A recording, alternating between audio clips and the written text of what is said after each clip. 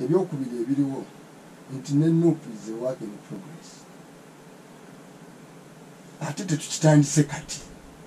Ono Charles yaliko ku occasion emu twali naye shared a platform e Makerere. Netugamba nti obutafaanana biseera bye tubaddemu birala. This time the sikyakolera nnyo naisha rusatekuga nti nkola ebyobufuzi ebirisikinga siti yange oba n'ebyogera. Sikyakolera nnyo siri slave wabubaka bwa parliament. Kuba nabyo mbibadde manyi nebyosobola okukola nebyotasobola kukola. Ekyala buli agamba omuntu nti kamyufu ewange sivuganyizibwangako. Era ne bw'ojja oba ndi mu DP oba ndiwa n'onvuganya mu structure ya DP obadde tusobola kumpangula. Ate ne muno batalina busobozi wadde bunyima card because legally obuyinza tabulina. So ezo si the issues. Oyo muwanga n'omulala yenna muwanga the individual muwanga oyinza okuba nga olina distinction nga muwanga the individual ng'eyo tejja ku applyinga ku kibazo nga teyandi applying. It can be one of manyi gy'oyinza okutegeka, it can be one of but majority kuba atambuddemu eyo tebadde threat. Even then, you would sit and get it anyway. Because Butula ne Mao, no Muganda, nothing together, it is a simple. What should be different? So, this is about the threat. Two things happen. Activities just about the way is that joint opposition. Always opposition. Work to work, TDA, Bichi, Mabira, no Rabanga Wano. Don't look at an election process. Netunuli ate struggles eziberaho nga tetuli mbululu. So because abantu batunulira nnyo kino kyakalulu which is an event. Netuna struggles ezibadde wano mu Uganda zo zibadde zirwanirwa butya.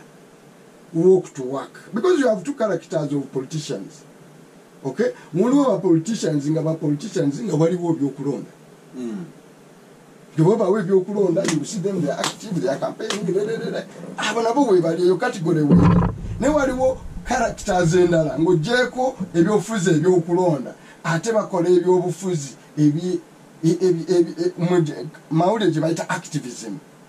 Activism wano twakolayo activity activism ngali exclusive DP ngali exclusive FDC.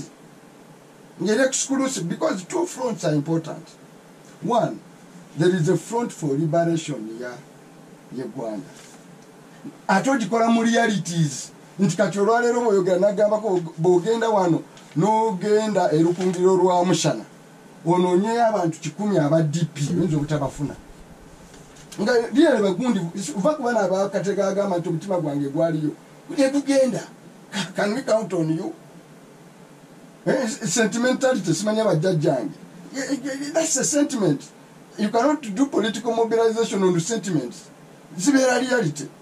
So we took a decision to get a broader movement. A leader. And that we communicated in the first convention in Makerere.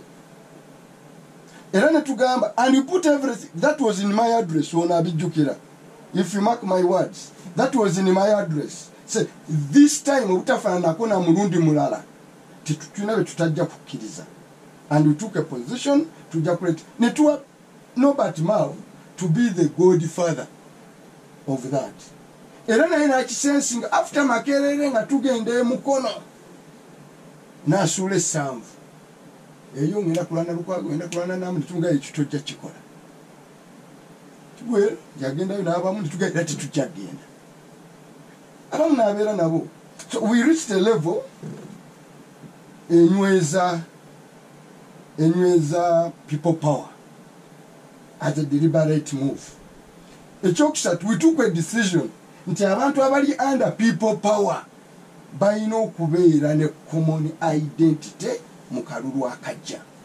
Because nga oba ne common identity ate ekyo kiteekwa okusigalawo even after election. a decision in a taking you. A decision here we are taking one, and I sympathize with Basiraj. Information. No. Yes. Just on information. Oh, nako nyanga tibana bako avenga party. No.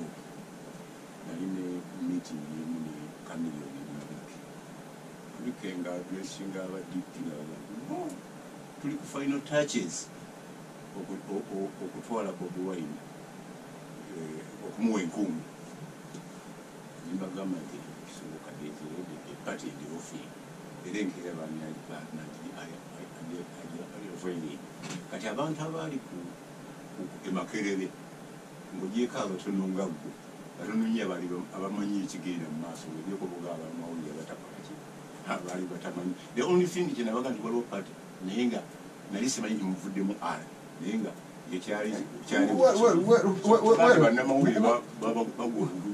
anti nja kukubuulira nti a decision was taken titugenda kukola a joint candidature.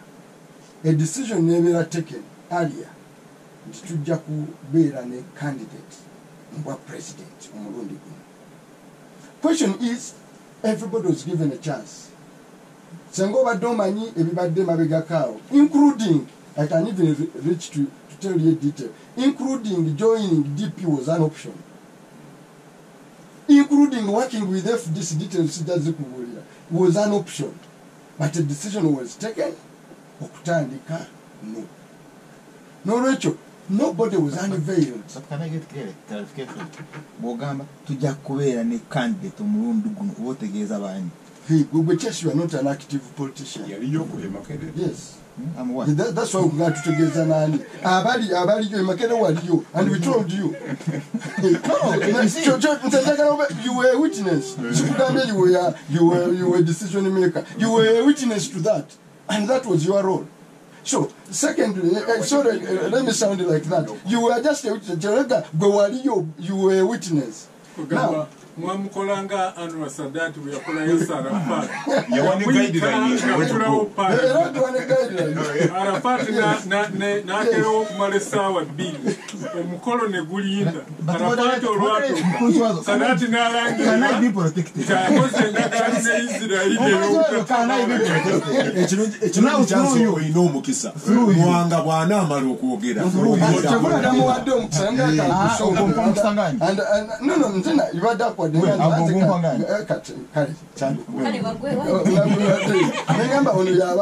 then netukanya kakati chokisha tuichidako, which is the next step.